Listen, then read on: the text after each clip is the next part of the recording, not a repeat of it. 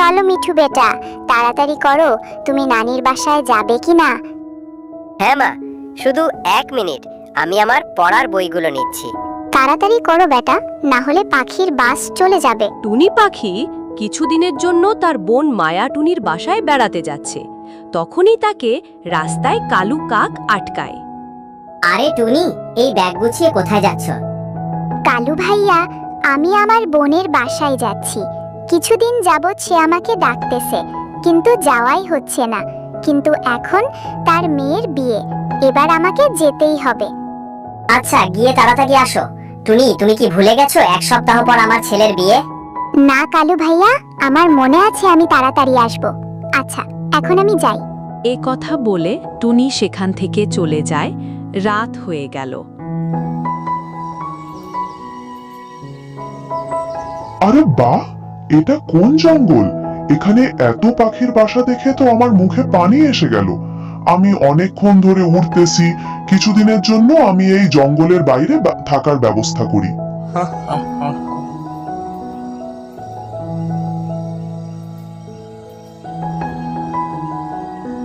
ইম রিম ক্লিম ছু।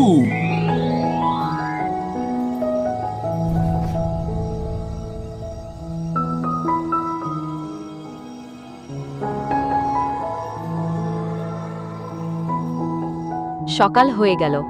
হে উপরালা, এ কি হয়ে গেল? আমার ডিম কোথায় গেল?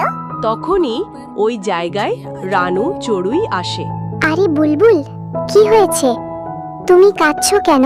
কি বলবো রানু বোন, কাল রাতে ঘুমানোর আগে আমার ডিম বাসায় ছিল, কিন্তু সকালে যখন দেখি আমার ডিম আর নেই। জানি না আমার ডিম কে চুরি করলো। মনে হয় জঙ্গলে কোনো শিকারী পাখি ঢুকে পড়েছে। এ খবর সারা জঙ্গলে ছড়িয়ে পড়ে।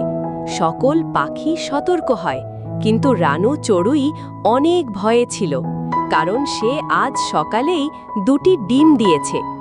রাত হলো, রানু চড়ুই ঘুম জেগে তার ডিম পাহারা দিচ্ছে। সব পাখি নিজেদের বাসায় ঘুমাচ্ছে। রাত অনেক হলো।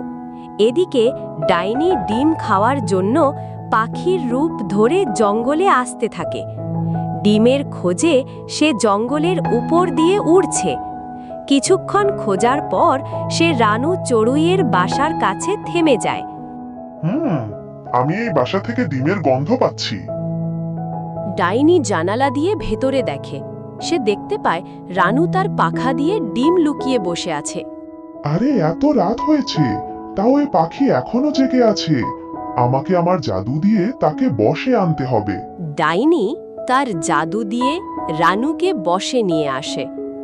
যখনই রানু পাখি ডাইনির বশে চলে আসে, ডাইনি তার হাত লম্বা করে ডিম নিয়ে সেখান থেকে চলে যায়। ডাইনির জাদু সকাল পর্যন্ত থাকে। যখনই জাদু শেষ হয়, রানু দেখে তার বাসা থেকে ডিম চুরি হয়েছে। সকাল হতেই সারা জঙ্গল হইচই পড়ে গেল।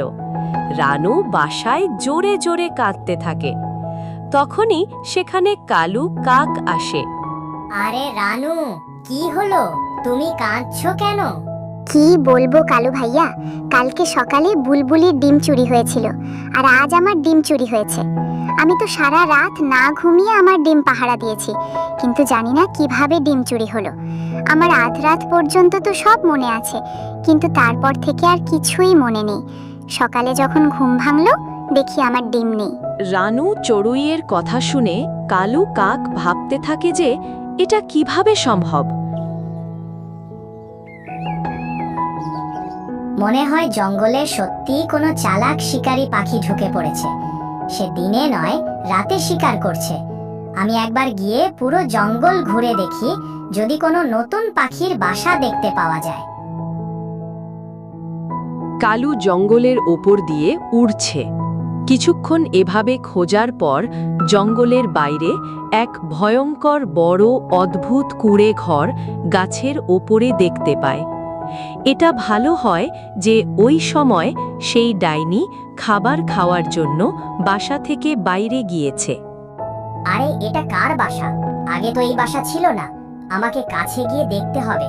মনে হয় বাসায় কেউ নেই। আমি ভিতরে গিয়ে দেখি তখনই সত্য ঘটনা জানা যাবে। কালু লুকিয়ে বাসার ভেতরে গিয়ে দেখে। ভেতরে যেতেই কালু অবাক হয়ে যায়। পুরো বাসায় শুধু হাড্ডি আর হাড্ডি, ডিমের খোসা আর জাদু করার জিনিস পড়েছিল। কালু বুঝতে পারে যে এটা তো কোনো সাধারণ পাখির বাসা নয়। কালু 1 সেকেন্ড দেরি না করে সেখান থেকে চলে যায় আর পাশের একটি গাছে পাতার আড়ালে বসে সেই বাসাটির দিকে নজর রাখে। ধীরে ধীরে সন্ধে হয়। তখনই সেখানে ডাইনি পাখির রূপ ধরে আসে। বাসার কাছে আসার সাথেই সে তার আসল রূপে ফিরে আসে আর বাসার ভেতরে যায়। এসব কিছু কালু পাশের গাছ থেকে দেখতে থাকে। আচ্ছা, তো এ এক জাদুকরনি ডাইনি। মনে হয় রাতে এই ডাইনি সব পাখির ডিম চুরি করে খেয়ে ফেলে। আজ রাতে সে আবার ডিম খায়। তার আগেই এই ডাইনিকে আমি মজা দেখাবো। কালু সেখান থেকে সোজা জাদু করতে পারা জাদুকর তোতার কাছে আসে এবং সব কথা তোতাকে খুলে বলে। আচ্ছা, এতটুকু ব্যাপার? আমি এমন অনেক ডাইনিকে মজা দেখিয়েছি। দাঁড়াও, আমি এখনই তোমাকে এর উপায় বলে দিচ্ছি। জাদুকর তোতা তার ঝুলি থেকে বড় একটা ডিম বের করে কালুকে দেয়। কালু, আমার কথা মনোযোগ দিয়ে শোনো। এটা কোনো সাধারণ ডিম নয়, এটা এক জাদুর ডিম। এখন শুধু তোমাকে একটা কাজ করতে হবে। যেমন করেই হোক ওই ডাইনিকে এই ডিমের কাছে আনতে হবে।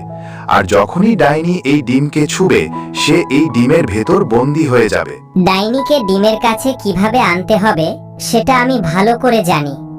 তুমি এই ডিমকে এখানেই রাখো আর লুকিয়ে থাকো।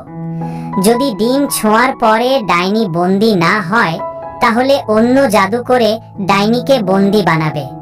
ঠিক আছে, তাড়াতাড়ি যাও আর ওই ডাইনিকে এখানে নিয়ে এসো। রাত হয়ে গেছে, সব পাখি ঘুমাচ্ছে। এদিকে কালু লুকিয়ে ডাইনির বাসার দরজার কাছে আসে আর বলতে থাকে, শুনেছি জঙ্গলের উত্তর দিকে ঝর্ণার কাছে একটি উট পাখির ডিম দিয়েছে। উট পাখির ডিম কত বড় আর খেতেও অনেক সুস্বাদু হয়। আমি এখনই যাই আর সেই ডিম খেয়ে আসি। কালু সেখান থেকে চলে যায়। কালুর সব কথা ডাইনি ভেতর থেকে শুনছিল। আরে বাহ, আজ তো মজাই হবে। কতদিন হয়ে গেছে আমি উট পাখির ডিম খাইনি। আমার উট পাখির ডিম অনেক পছন্দ। এর আগে ওই কাক সেই ডিম খায়, আমি তার আগেই সেখানে গিয়ে ডিম খাবো। ডাইনি তার আসল রূপেই বাসা থেকে যেতে থাকে। কালুর আগেই সে ডিমের কাছে চলে আসে আর যখনই ডিম ছোঁয় সে ডিমের ভেতরে বন্দী হয়ে যায়। তো বন্ধুরা, গল্পটি কেমন লাগলো? এই গল্পটি কিন্তু এখানেই শেষ নয়। গল্পটি ভালো লাগলে ভিডিওতে লাইক এবং কমেন্ট করে জানাও। আর গল্পের বাকি অংশ দেখার জন্য চ্যানেলটি সাবস্ক্রাইব করে রাখো। ধন্যবাদ।